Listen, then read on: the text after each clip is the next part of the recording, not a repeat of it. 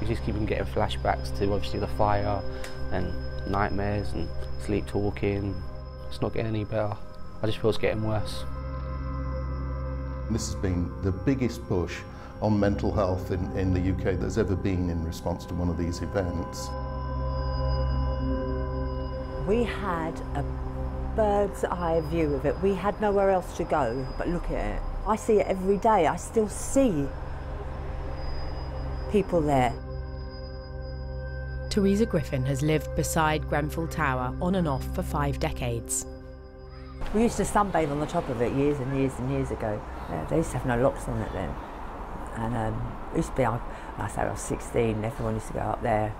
So that night, you were here? Yeah, and that tree wasn't there, and there wasn't so many bushes there, so you could see everything. It was a glow. It was the weirdest fire. In this close-knit community, it isn't just survivors of the fire who are experiencing flashbacks. Local residents like Teresa watched, powerless to save their neighbours. I said, I can see. There was 2 people there that stood out for me. It was a friend of mine, Tony Disson. He lived on the very top floor. I've known him all my life. And he was talking to people out the window. And this went on for hours. And then, nothing. And there was a woman over in the corner and she was shouting for someone to help her kids. She didn't care about herself, she just wanted the kids. Come and get my kids. I can't find any answers in my faith. The church doesn't give me any solace at all, which is the first time in my life I've never got any answer from myself or for myself. In this vicinity, there are whole families who are traumatised. While younger children can become withdrawn and fearful, older ones react to tragedy more like adults. I have to take my daughter to bed at night. She's 14. I didn't have to do that when she was 6. And this fear that she has of her friends saying, why, and it's guilt. And a child shouldn't feel guilt like that. 14 years of age, that she wasn't in the fire, so she feels this terrible weight on her. She lost 2 really quite close friends. My daughter didn't know what fear was in the true sense of the word. She knows what fear is now. And that you don't always go to bed and get up. And it's something that didn't need to happen. That's the killer, that didn't need to happen. And it's down to a pound note. And that's heartbreaking because my child is priceless. And their children are priceless.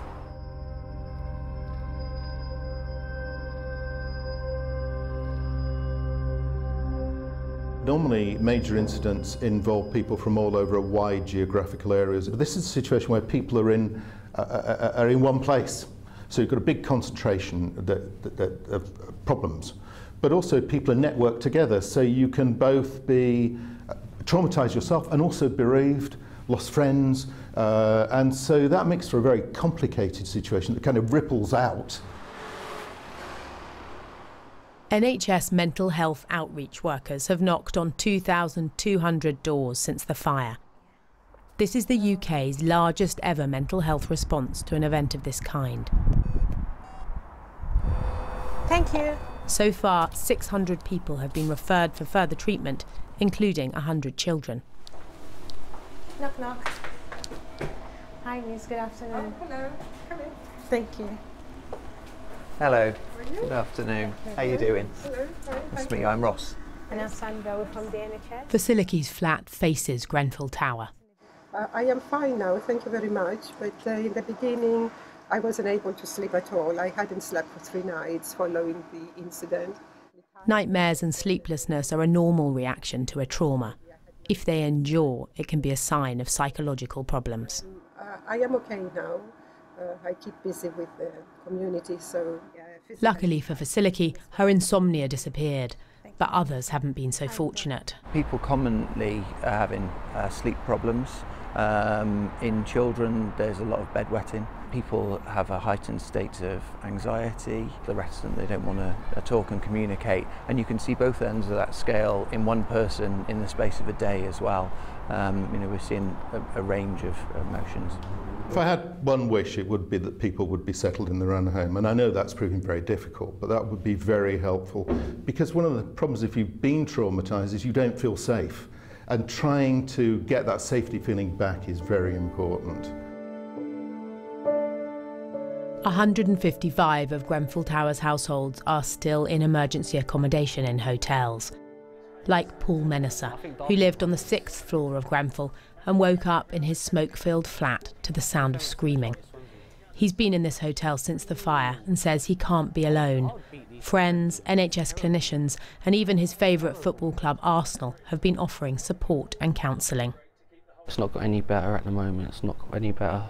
For me, I feel it's getting a little bit worse. But for me, the support, like I need maybe over time it might go down a bit more of the medication, the sleeping tablets, and my friends being around me constantly. I think for me personally, it was how I got out the building, what I saw coming out of that building. It's the screaming, the shouting, the fact that you're eventually, when I did get out, how lucky I was to actually get out. And I know quite a few people that have obviously lost their lives. People like Yasin Webby, who was very, very close to. I see him on a day-to-day basis and stuff like that. Raymond Bernard, who was on the 23rd floor, he watched me grow up, held me when I was a little kid, and he was one of the first people I thought of that I was praying that they got out alive, but he was one of the first people to be confirmed dead. I'll go see my GP once a week. I'll go and see my mental health sort of nurse at least once or twice, but she calls me up on a day-to-day basis to check up on me on how I'm doing. Then I have another mental health support worker. Paul's been offered a temporary flat, but he's been clear that he won't move in until the fire brigade has checked it, which should happen this week. After Grenfell, he doesn't trust the housing association's fire checks on his new home. Even in this building here, I've asked quite a few times what's the fire procedure for the building and stuff, like for this sort of building right now and stuff. For the hotel? Yeah, and obviously the room that I'm in now as well, which is good for me, I feel a bit more safe, is the fact that I'm literally one door away from the fire exit.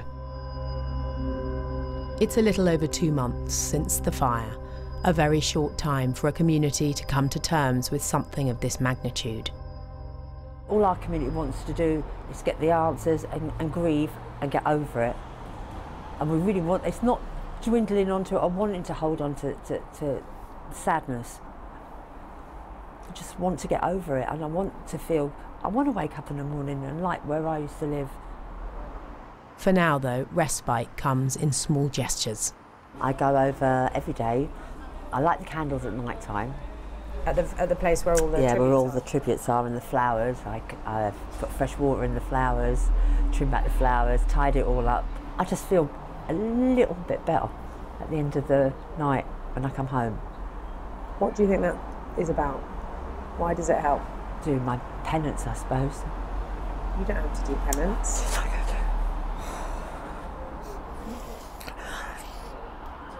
I've got my child, haven't I? They haven't got any kids.